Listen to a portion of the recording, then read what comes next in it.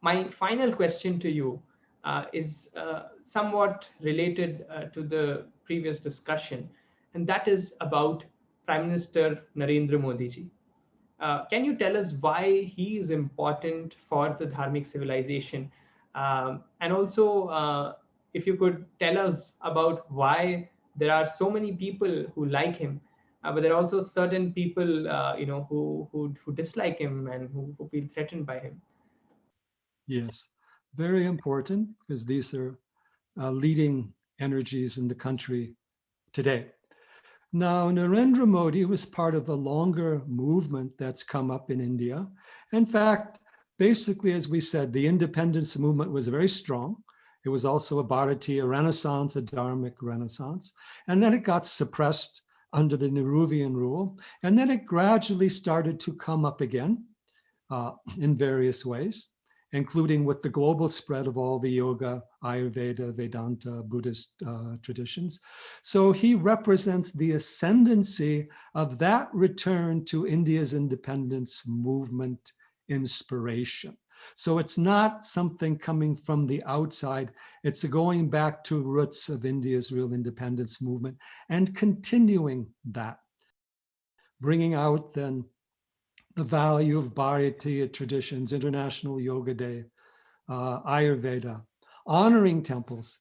Can you imagine India as this great traditional majority country, and the prime ministers would not visit temples, they would not look like they were traditional people, they would not honor their own traditions. See, Modi ji has broken that mold.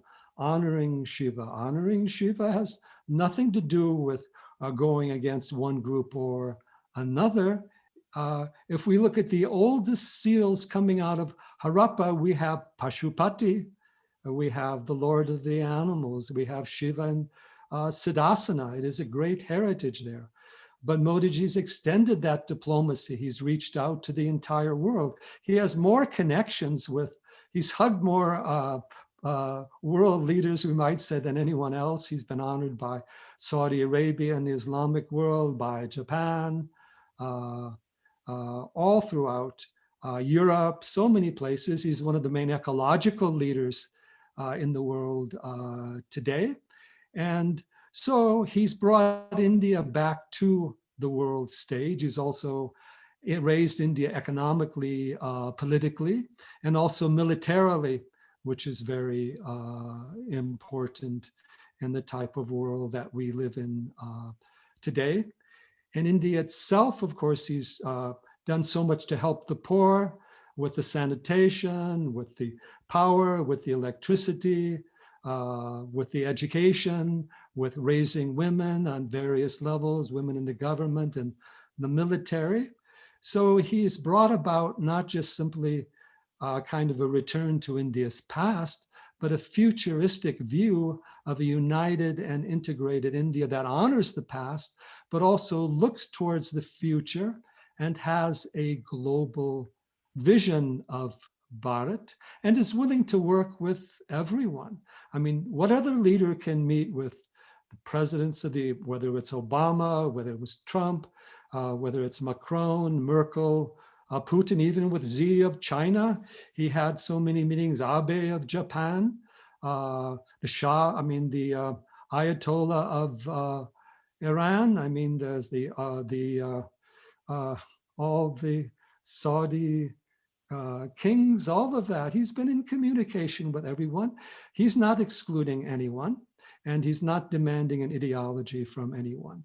So let's then go to the India context. And here I want to make it very clear. Since 2014, Narendra Modi has been the most democratically popular leader in the entire world, and he's received the most democratic votes of any leader. In fact, very few leaders in the world are getting 2 terms now. Modi had a landslide election in India 2014, landslide election in 2019, and He's also been in so many local and state campaigns. He has been tested by democracy, and he has passed the test of democracy at so many levels. So to me, those people who claim that Modi is authoritarian seem to have trouble with democracy. But he's there because of democratic wins. He's not there because of any authoritarian. The only emergency in India of authoritarianism came from Indira Gandhi and the Congress party. So we must understand that. And then he's also gotten rid of the black money in India, which is a big problem. India had half of its economy or more in black money. Modern nation cannot survive economically that way. But a lot of people did have black money. And a lot of people have had trouble with losing that. It's changed the economy. It's changed a certain way property is done. He's removed a lot of the bribery. He's gotten rid of a lot of unnecessary middlemen, you might say. And then because his ascendancy of his ideas and his ability to inspire people, particularly the poor, the old elite of India, what we call the Lutyens elite or the old media, and particularly the certain communist socialist groups, have lost power. So they're quite unhappy with that situation. And so naturally, they're going to dislike Modi. Narendra Modi is a respectful leader. He honors everyone's birthday. He's not just, a partisan figure. Of course, he'll criticize people during the election time as necessary, but he is himself not a polarizing figure.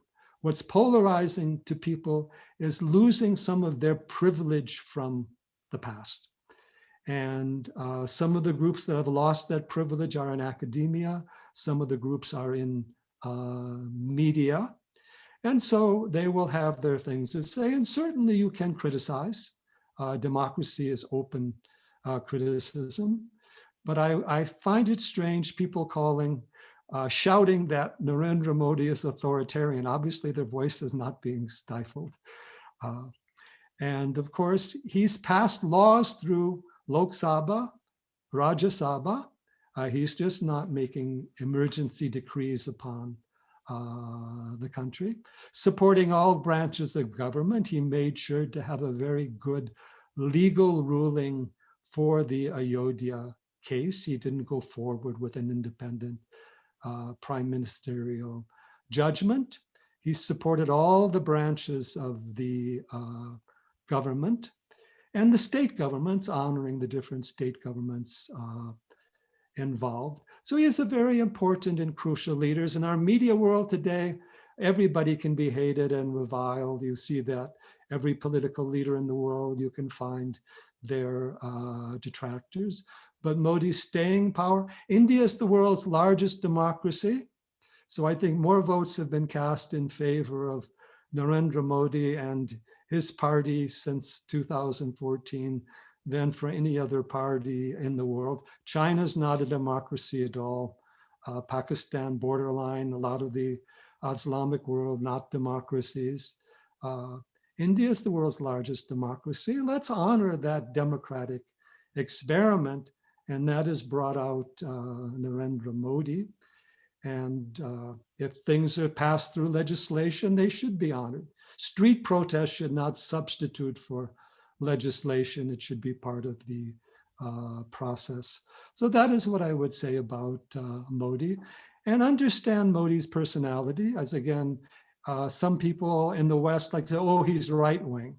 If Modi's right wing, why is he a supporter of ecology so much? Why does he support yoga, Ayurveda, all the alternative medicine? Why does he have a Gandhian socialist policy on many levels for protecting the poor?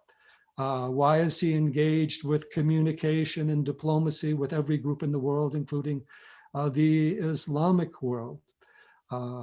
You have to look at it. He's a poet. He's a philosopher. He was a yogi. He was a monk. So look at the personality involved. In the West, people are so caught in their local politics, they don't see what's happening in the world.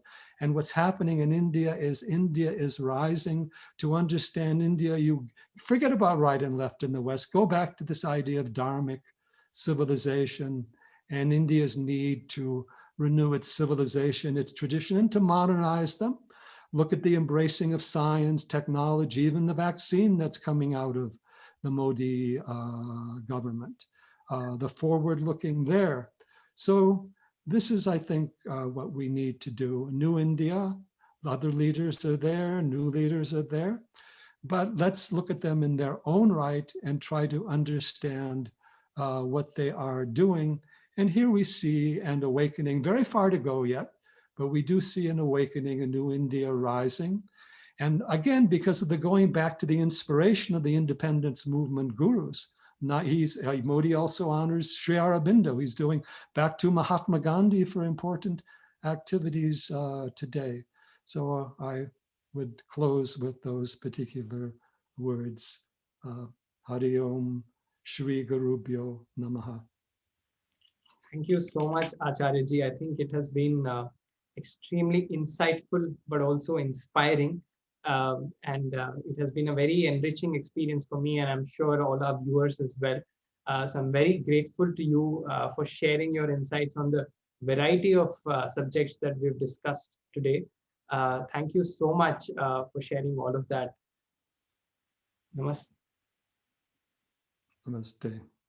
Thank you. And again, may the Festival of Bharat expand in many ways and be part of this whole renaissance of Bharat and Dharmic renaissance. Thank you so much, Acharya-ji.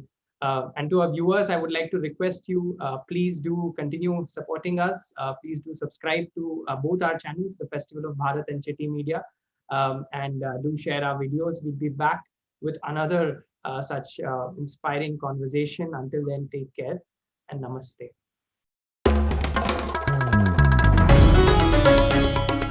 Namaste. We hope you enjoyed this Chitti Media content. Please remember to subscribe to us and switch on the notifications for this channel. For our other social media links, more content, and to support our work, please visit citti.net. Dhanyavad. Namaskar.